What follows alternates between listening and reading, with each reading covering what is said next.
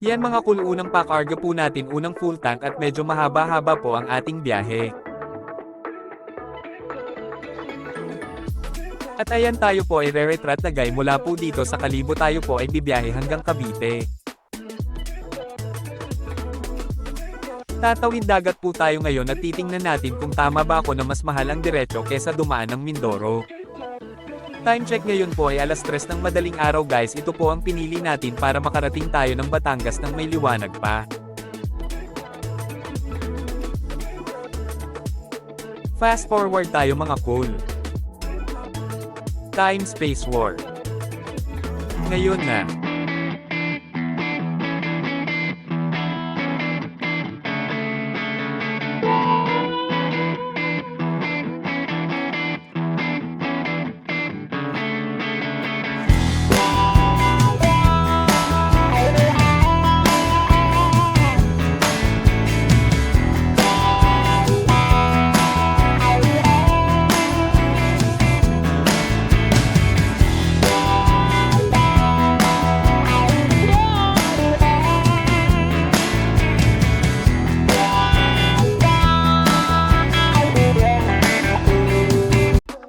Ayan guys, kahit madilim at hindi nyo nakikita ang paligid, tayo po ay approaching ng bayan ng Makato. Napakasarap po talaga magbiyahe ng madaling araw mga cool, walang sagabal, napakaluwag ng daan. Kahit pala maluwag ang kalsada mga cool ay yung tamang takbo lang po na kaya pa nating kontrolin sa oras ng biglaang di inaasahang pangyayari. Sapagkat batid naman po natin tayo ay nasa ating inang bayan. Na malaparaisong bansa pero pinamumunuan ng mga timawa. Alam naman natin ang lubak-lubak na kalsada na saka lamang ipapagawa kung may nagbuwis na ng buhay. At syempre batid yun na ang ibig kong ipahiwatig guys. Isa pa pong dapat nating ingatan ay ang mga alaga ni Mang Juan. Mga asong gala, di natin masisisi ang mga yan. Dapat ay ang mga among responsable nag-aalaga, di alam ang wastong pagkalinga.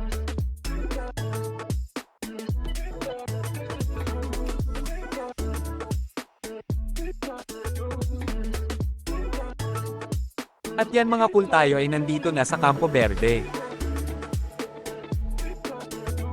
Ang kalsadang ito ay para pong bitukang manok sa Atimonan, Quezon. Ito po ay nahahati sa dalawang bayan, ng isang bahagi ay sa bayan ng Tangalan. Samantalang ang kabilang bahagi naman ay sa bayan ng Ibahay. Paglipas po natin dito sa Campo Verde ay ang mismong bayan na ng Ibahay guys. At muli, Time Space War.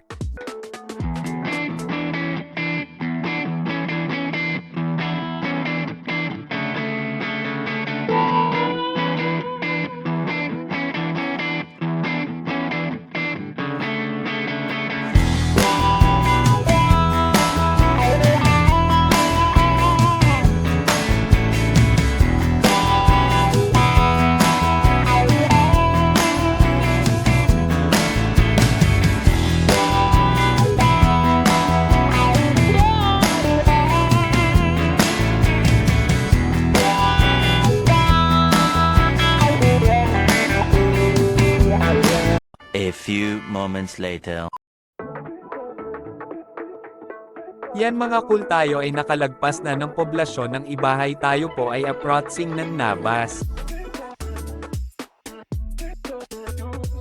After ng Nabas ay bayan na ng Malay at dun po tayo sasakay ng barko sa Barangay Katiklan. Isang oras mahigit na po tayong nabiyahe.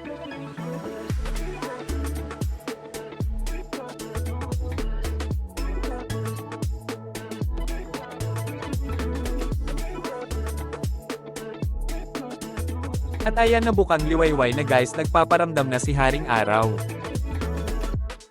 Kasalukuyan pong tayo ay narito na sa bayan ng Nabas. Mga cool, kung kayo po ay maliligaw sa islang ito, huwag niyo pong kalimutan libutin ang mga bayan dito. Hitik din po ang mga pasyalan dito at napakagagandang tanawin.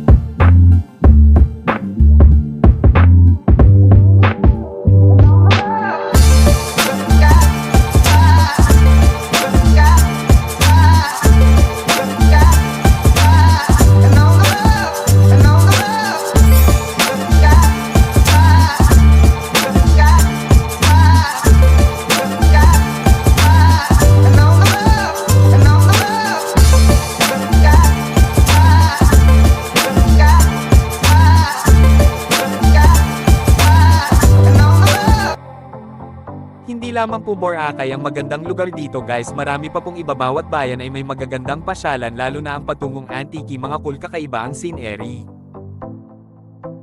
Tulad na lamang ng mga ito mga cool. Madyaas. Ito po ay matatagpuan sa bayan ng Kulasi, lalawigan ng Antique.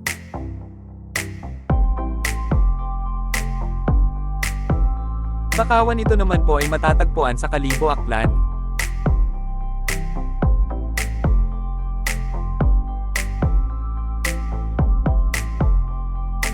Malais Ecotour, ito rin po ay sa lalawigan ng Aklan.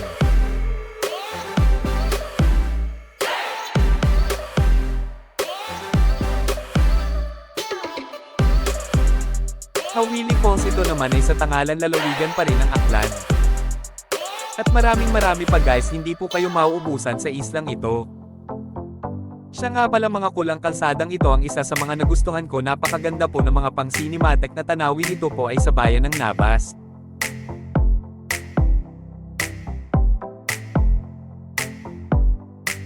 Sobrang nakaka-relax ang tanawin dito, mga kabundukan at karagatan ang bubungad sa inyo dito mga cool.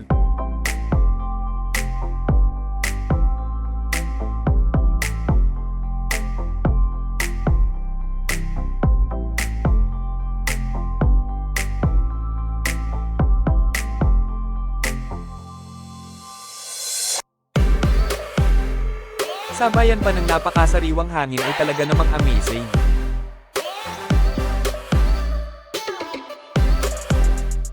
Kakaibang kasiyahan talaga ang naramdaman ko sa pagdaan sa lugar na ito, para akong hinatak sa nakaraan. Kayo ba mga cool, mahilig din ba kayo sa kalikasan, ano pa Terra na laboy na?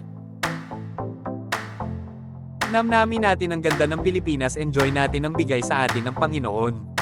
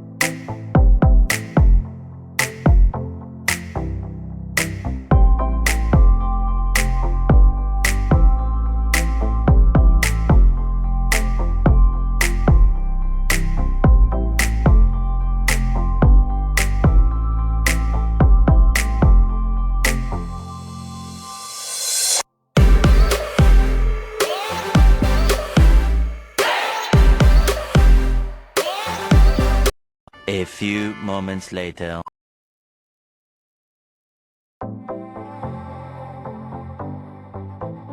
Yan mga cool, narito na po tayo sa Katiklan Airport. Dito po sa aking kaliwa at sa kanan ay tanaw na ang Boracay.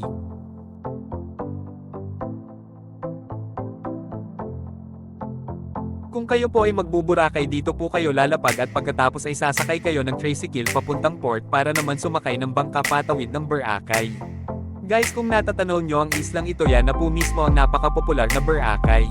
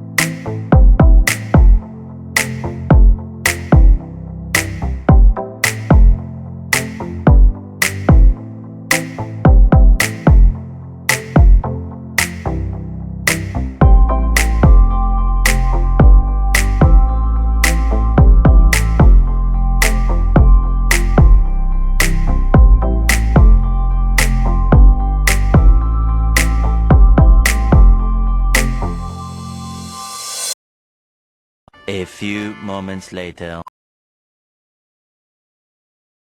Ito po, tayo ay nandito na sa Katiklan Port. Tingnan natin kung magkano ba magagastos natin mga cool. Ang pagkakaalam ko kasi ay parang eroplano din, mas mahal ang direct flight kesa sa connecting flight. Di ba guys, sa mga nag-a-abroad dyan na sa tuwing magbabakasyon tayo ay connecting flight ang binibili sa atin ng ating kumpanya para makamura sa mga nakaranas dyan. Subscribe na.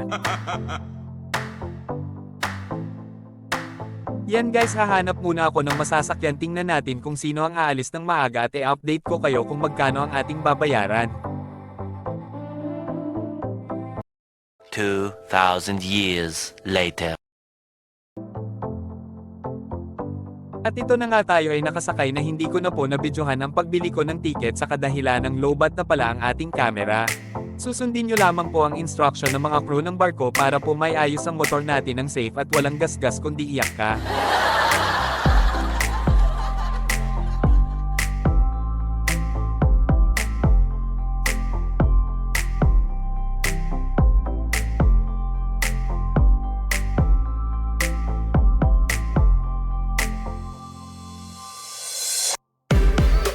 Yan guys, pagkatapos po natin iayos ang ating motor ay huwag nyo po i-lock ang motor para kung sakaling dapat pang ayusin ng mga crew ay sila na po ang bahala.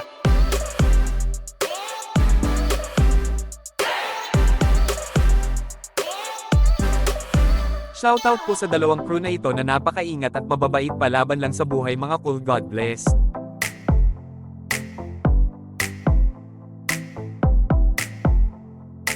At tayo nga po ay nakasakay na ng barko guys. Sa pagkakataong ito ay sa tingin ko kaya ko maglakad di sa tulad nung una ako PO, talagang hilong-hilo. Dahil yung naskiyan po natin ngayong barko mga cool ay medyo may kalakihan, di katulad ng maliliit na barko ay kayang-kaya ipagpag ng mga alon. Yan mga cool, ang barko po nating nasakiyan ngayon ay Starlight Shipping. Diretso na po ito ng Batangas Port. Yan po ang labas ng barko habang tumatakbo kay gandang pagmasdan ng lawak ng asul na karagatan at mapapaisip ka na lang paano kung lumabas ang Kraken. At kami ay lumunin nito, joke po lamang guys, baka kayo ay naiinip na kahit na corny dapat ay may joke.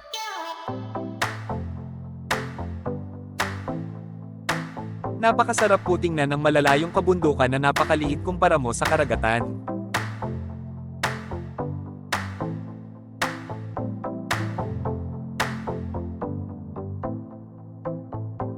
Yan guys, hanggang dito na lamang at muna at ako po ay magpapahinga na muna. 2,000 years later.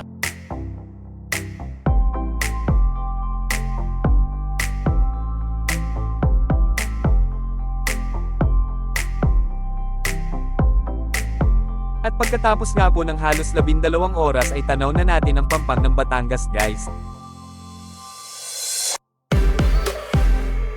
Yan po lahat po halos ng pasahero ay tanaw ang pampang bukod sa sabik ng makababa dahil sa haba ng biyahe ay sobrang ganda po ng tanawin.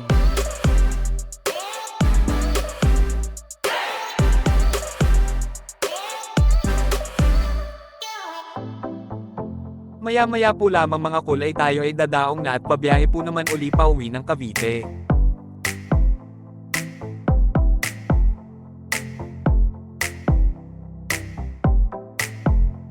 Sa mga umabot po sa bahaging ito sana po ay inyong nagustuhan ito at kahit papano sana ay may naibigay na ideya.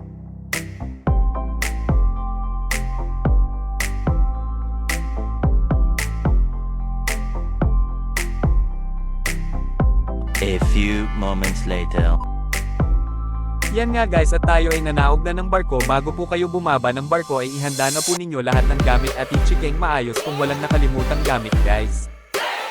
Upang po makaiwas sa abala at napakarami pong tao lalo na pong mahalagang bagay ay di natin masasabi baka mapag-intirisan ng iba. Sa kakunting tip guys, kung kayo ay di naman nagmamadali ay mas magandang huwag na makipagsiksikang bumaba, magpauli na lamang po at napaka-alwan.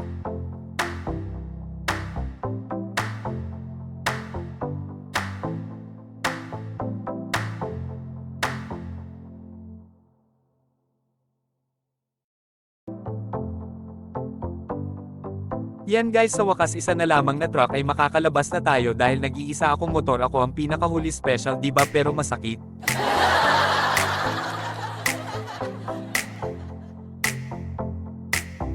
A few moments later. At ito na nga mga cool, tayo ay nakalabas na ng Batangas Port, tayo po naman ay bibiyahe na patungong Naik, Cavite.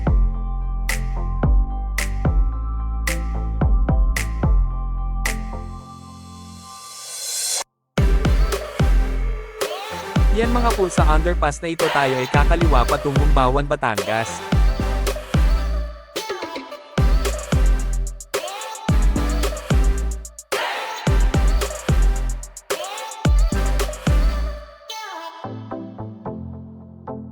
Tuloy-tuloy po lamang tayo, pagkatapos po ng Bawan ay madadaanan natin ang Teresita, Taal at Lemery, Batangas. Paglipas po natin ng Jokno Highway ay kakanan po tayo patungong Tagaytay, pero di na po tayo aabot ng Tagaytay ay kakaliwa na tayo sa intersection patungong Magallanes, Cavite.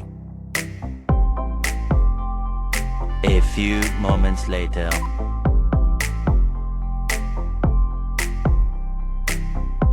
At ito nga guys, magtatakip silim na natagalan po kasi tayong makasakay ng barko dahil po nagkaaberya, mayroon po kasing isang taong tumalon kaya nagkagulo ang mga Coast Guard para sa pagsagip sa taong iyon. Kung may magtatanong guys about sa bagay na yun ay wala po ako masyadong alam, ang batid ko lamang po ay may kasamang 2 bata ang taong yun at siya po naman ay nailigtas ng mga magigiting nating bantay dagat.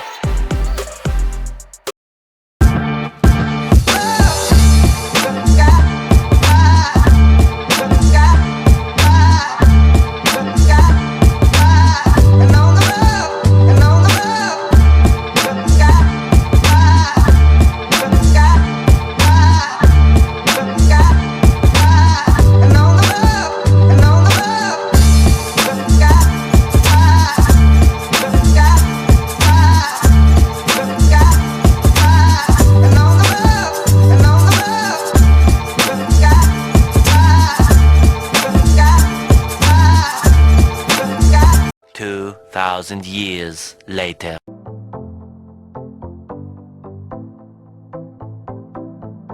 Ayan guys, at tayo nga ay narito na sa bayan ng Naik kung saan ako ay nakatira. Hindi ko na po pinakita ang mga nadaan ng bayan sapagkat sa Bawan pa po ay inabot na ng dilim, di ko din po maipapakita ng maayos mga bak. At ito na po ang total na gastos nung tayo po ay nag-inter-island sa Mindoro at yung hindi na dumaan ng Mindoro.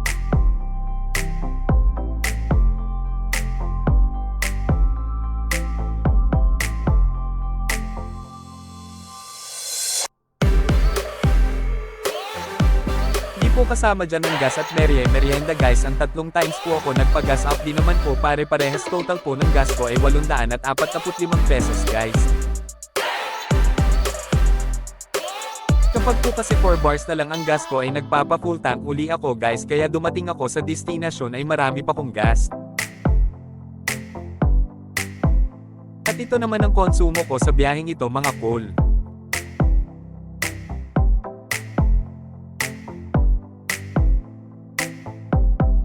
Kung inyong mapapansin guys, napakalaki ng diferensya, mas mura po talaga ang dadaan ka ng Mindoro, makakatipid ka na makakagala ka pa. Dito nga pala guys ay 338 lamang ang ipinagas ko sapagkat hindi na naman po tayo dumaan ng Mindoro. Sa pagkain mga cool ay di ko na isinama dito sapagkat may kanya-kanya po tayong tipo ng pagkain, sa tulad ko kung di kalakihan ang budget ay sobra-sobra na po ang 1,000 piso. At ito na nga guys, sa wakas ay nakarating din tayo sa aking munting tahanan. Sa mga umabot po dito, kung meron man, maraming salamat po, God bless sa inyo.